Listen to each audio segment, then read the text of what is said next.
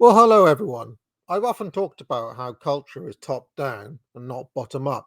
And in this video, we're going to look at an applied example using one based on history, but I'm going to try to abstract it out and move through the actual stages of what various people in organized minorities need to do in order to quote unquote hack a culture from the top down. Before we get going, I'll just remind everyone, pick up a course at the academic agency. You can pick up the Trivium there, bestseller, or if you're into culture, Foundations of Shakespeare is available. But let's not waste any further time because what we're going to do here, I'm going to take a real life worked example and we're going to work through the stages and the obstacles that the people who want to make the cultural change happen would have to overcome in order to quote unquote hack a culture. So here's the challenge, okay?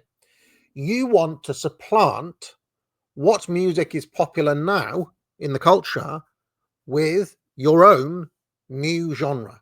Okay, that is the challenge. You have a culture that is resistant to this new thing that you want to bring in. You want to supplant the old culture and bring in this new culture. How are you going to do it? Okay. Well, there are numerous challenges and obstacles in your way. Here's problem number one. The public simply prefers the rival genres. You've put your genre out there, but they just don't want to go and watch it. They don't want to go to your shows. They don't want to buy your records. They don't want, they're not buying tickets. They just don't want to know. Here's the second problem. The critics hate it. Here's old Addison DeWitt, absolutely ghastly, he says. A shocking affront to decency, taste, and all that is good in the world. This new genre is such an assault on the ears. I would be surprised if it lasts past the summer. So, and this is a problem, of course, because old Addison, he has a very influential column, lots of, the who's who, the tastemakers, if you want, read him, get their opinions from him. And he has taken against your new genre. This is a problem for you. Third problem, venues won't book your acts. There's old Carnegie Hall. Can you tell me how to get to Carnegie Hall? Practice, man, practice. And, they're just not taking your new genre. They don't want your act. Get lost, they say. We're not having that filth on here. This is a respectable establishment. This is a respectable music venue. Not having your rubbish. You hear what Addison DeWitt said? We're not having you here. And the fourth, people, especially well-to-do types like the people we're seeing here, see your genre as low class. They see it as anti-aspirational and low class. So this guy was asked if he'd go to your music show, and he was like, absolutely not. A disgusting carry-on. And the guy on the right, I'd sooner gargle poison than attend such a grotesque display. So now, you're faced with basically a culture hostile to what you want to bring in. So how are you gonna go about, engineering this out? This is a real issue. People aren't buying your records. Critics hate what you're doing. Nobody will book your acts. And, you're facing attitudes like this on the high street. So, well, the first thing you don't do is you don't take no for an answer. Okay, the public don't want it. That's not going to stop us because we're determined, aren't we? We're determined to make the change we want to see. So don't give up. So here's the first solution. Okay, the public prefers rival genres. Well, that's not going to stop you. First thing you do, you close off the ability of rival genres to get out there. Okay? The second thing you do is you establish a monopoly on the publishing houses that put music out there. Okay? Or the record labels, if you want to use more modern terminology. The third thing you do is you use cartel tactics and other methods to crowd out any new upstart to try to come in. Okay? Oh, we don't want to do your new genre. We're doing this genre over here because people like that.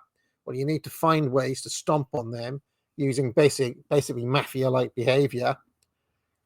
And fourth, you ensure that to make it in this industry, okay, music acts, artists, writers need fidelity to your publishing house and the publishing houses that you and your group control. And going with any upstart is a career ender. Say, I can make you a star, kid. I can make you a star.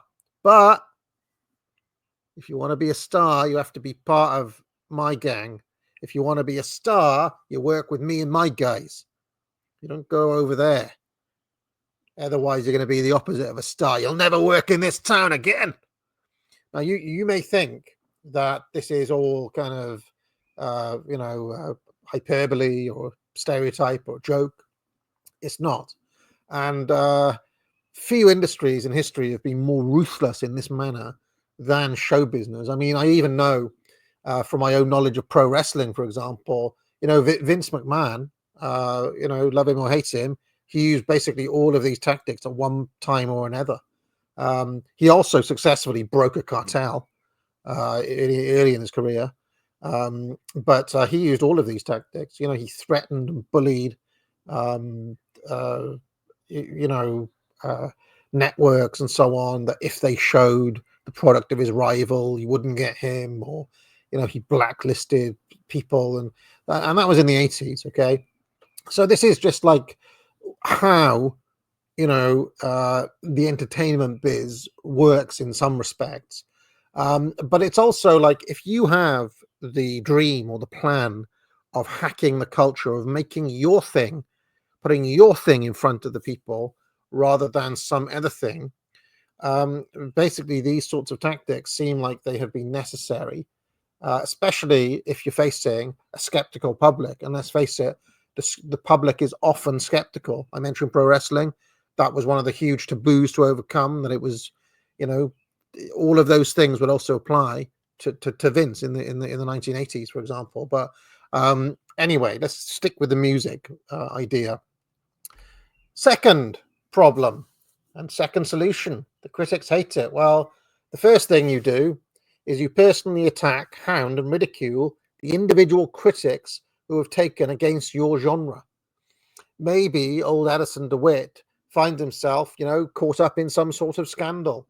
Oh, Addison DeWitt, he's a sex pest or something like this. Or, oh, Addison DeWitt, he's been caught taking money. Or Addison DeWitt, he's just an old idiot. But, you find some way to discredit that voice. You isolate the target, and you discredit his voice. Okay, you take away the problem by lessening his influence. Another strategy is to embed friendly critics in key newspapers, or failing that, simply just set up your own newspaper.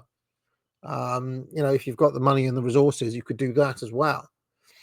Now, there could be an issue where this critic is too powerful or too influential to simply just replace, or get him fired, or damage his reputation. Maybe he just won't go, or maybe he's just too well established.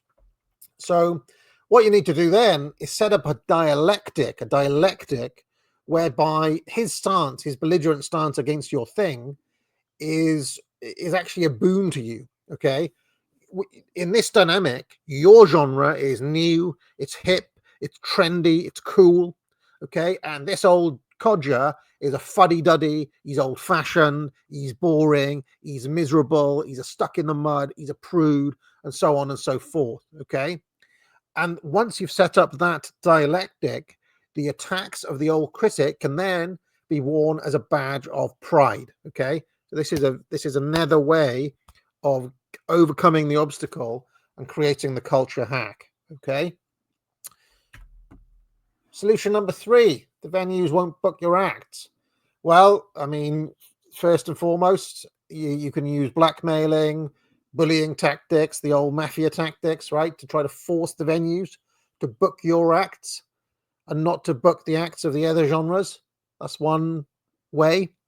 You can try to infiltrate the venues so that the manager of the venue is friendly to you, one of your guys. Okay, I mean, you just think of a landscape where your guys are little blue circles, right? And all of the people who are hostile to you, or all of the rest of culture, normie culture, is red circles. You want to replace all the red circles with blue circles in as many cases as possible, right? Now here we have a key decision maker, a little node of control that is preventing you from getting your act in. Now, most normal people would just say, "Oh, well, he said no, we can't. What we're going to do? We can't book Carnegie, right?" That's not like, if you're truly a kind of vanguard, right? A close knit collective who moves in unison, and you're just not going to take that as an answer. It'll be like, right, we need to replace that red node with one of our blue nodes. We need to flip that node to make him friendly to us, one way or the other. Okay. Failing that, you could simply just buy the venue. If you've got enough money, you could just buy out the venue. I don't know how much it would be to cost to buy Carnegie Hall, right? But you just need to somehow make them friendly. Okay. You can use friendly critics and newspapers to publicly attack venues who won't play ball, right? Now let's pretend that you can't get your bloke in to manage Carnegie. You can't influence the owner. Your bullying and your blackmail has failed, and they've just stuck by their guns. Well, then you use your newspapers and your friendly critics and your writers and so on, just to relentlessly attack Carnegie Hall. It's not what it used to be. It's old fashioned. It's funny. It has become a symbol of everything wrong with America today. It's racist. You name it. You just find something to fling at Carnegie until they cave, right? And well, you can imagine the scenario. We're under new management now, and we will move boldly into the future by embracing new styles. Oh, brilliant. Okay, so now you've got your way. Now, if you're looking to hack the culture, you actually got a huge prestige venue here in Carnegie, and that in itself will move mountains. And problem number 4, people see your genre as low class and anti-aspirational. But this is actually downstream of the other 3 problems, okay? Now, the solution to this is you turn that perception on its head by using friendly media. You turn that perception on its head by using friendly media to push the message relentlessly. This new genre is the best thing going today. All of the cool kids are doing this. This new genre, if you're not doing it, there's something wrong with you. I tell you what, this new genre is, it is the best thing since Jesus, okay? Second, target the sources of prestige. We saw the example of Carnegie Hall there, okay? That's a prestige venue. If you can get the prestige venues, the prestige publications on board, you've won half the battle already, okay? Attack the alternatives as low class, okay? Now, it could be that the thing that you're attacking, like opera, for example, or classical music, these are some historic examples that have actually happened. Okay, Carnegie won't book your new thing because they keep on putting on Mozart concerts, right? Mozart or Beethoven. Well, you're not going to be able to convince people that Mozart and Beethoven are low class, right?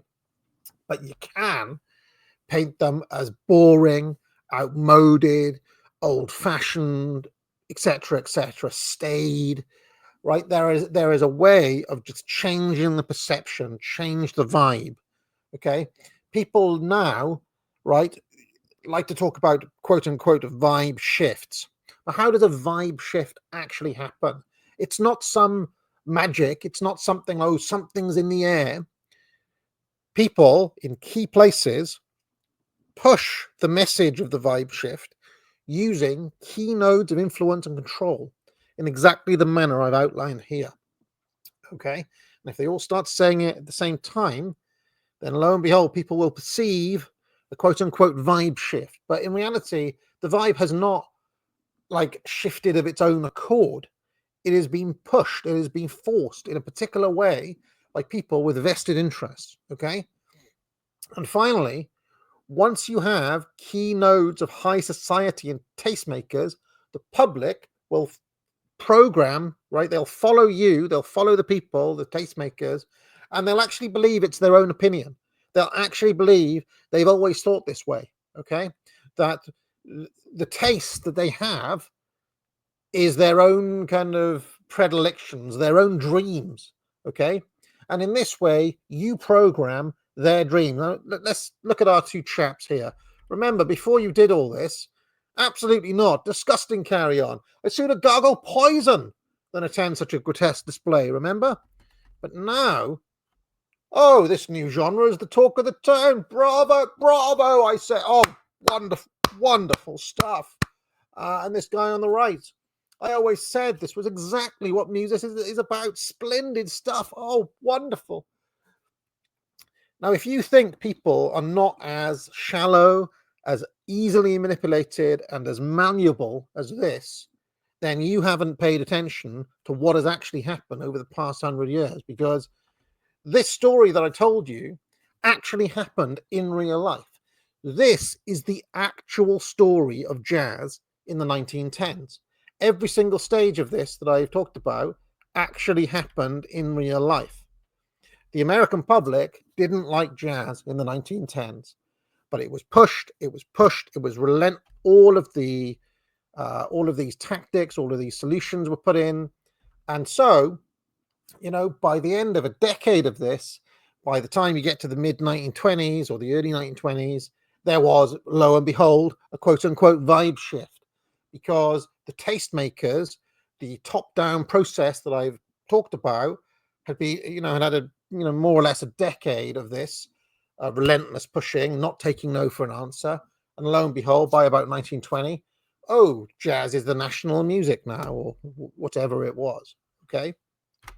Now, if you're interested in this, a very good book to read is Propaganda by Edward Bernays, one of the absolute masters of this. And he was writing around this time as well, a little bit later, 20s and 30s, he was around.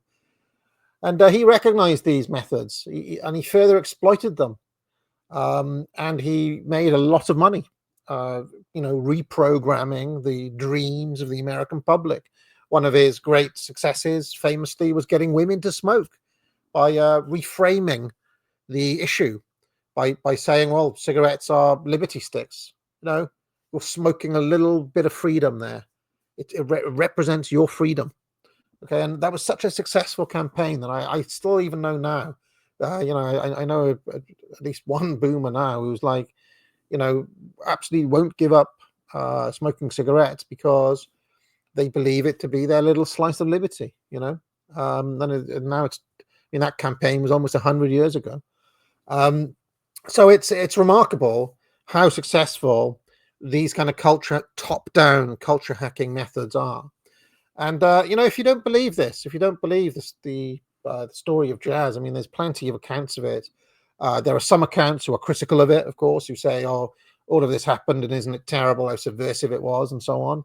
There are other accounts who like jazz who say, "Oh, well, yes, all of these things happened, and that's a good thing, right? Isn't it wonderful? Look at these pioneers who did all of these, dirty tactics and so on. If they hadn't have done it, we wouldn't have had the awesome things that jazz brought us." Okay, so there are, it's not necessarily, a wholly negative thing, right? Depending on where you stand on that, but it is actually, as a matter of fact, what happened. It wasn't some organic process. It was deliberately engineered, okay, with a desired result in mind by a close-knit group of people. And this has happened countless times before.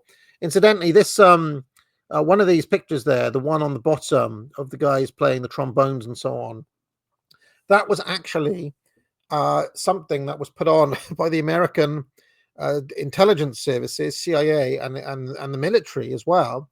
During the Cold War, the America kept on being attacked for being racist by the Soviet Union. Okay, and so there was a massive push in the 1950s by the American government the American Secret Services, CIA, and the military to present jazz as the nation's national music and a celebration of and an example of the fact that America is not a racist nation, but in fact, gives prominent roles to their black population. Right, that was an active government led propaganda push. Okay, if you wonder why that song by Louis Armstrong, "It's a Wonderful World," went all around the world, right? All around the world it went. Okay, I know my dad, who grew up in Iran, remembers that song being played on the radio when he was a kid. It was literally American propaganda to get you to buy into an idea of America as a freedom-loving, cosmopolitan, non-racist place, as against the dour Soviet Union. Okay, that was literally what that was, and you can have a look in. I've got tons of books here on these sorts of ops that have happened. A great one is by Francis Stoner Saunders, which I mentioned before, called "Who Paid the Piper." I don't know if she talks about jazz in that one, but can't remember now. But yeah, I mean, this information is out there if you just go digging enough. So another person of note, of course, is Antonio Gramsci or Gramsci. He was an Italian Marxist. He wrote this book in prison under Mussolini. And this sort of hacking, a lot of people now talk about the long march through the institutions of the left. Okay. How did the left take over the culture? And Gramsci actually saw the revolutionary potential of all of this from quote unquote within capitalism. Okay. How are you going to capture the hearts and the minds of the people without even picking up a gun? Okay. And again, it's all of these methods that I've looked at. So there are two sides of it, really. But Bernays is more the practical side, how to actually do it, the actual on the ground tactics. Gramsci is more the kind of theoretical side. Why would you want to do this? What could be the potential benefits of it from a communist point of view? Okay, I'm not suggesting, by the way, that Bernays was a communist. I'm just saying that these are two sides of looking at the same problem. There are other theorists you can look at as well, but when people talk about the quote unquote culture wars, right? The culture wars, but nobody seems to want to talk about how it actually works. What are the actual mechanisms of it? If you were going to try to get your particular brand of whatever it happens to be out there, what would you have to do? Okay, I actually believe that some version of this is happening right now. As one example, there's been this big explosion of alternative political spaces, and I've talked before about how I believe independent voices are being attacked and crowded out by basically controlled voices. Okay, in exactly this manner. Okay, it's always the same playbooks over and over again, and that's just because possibly that's how human societies and cultures work, right? I mean, especially if you want to hack them, especially if you want to control them.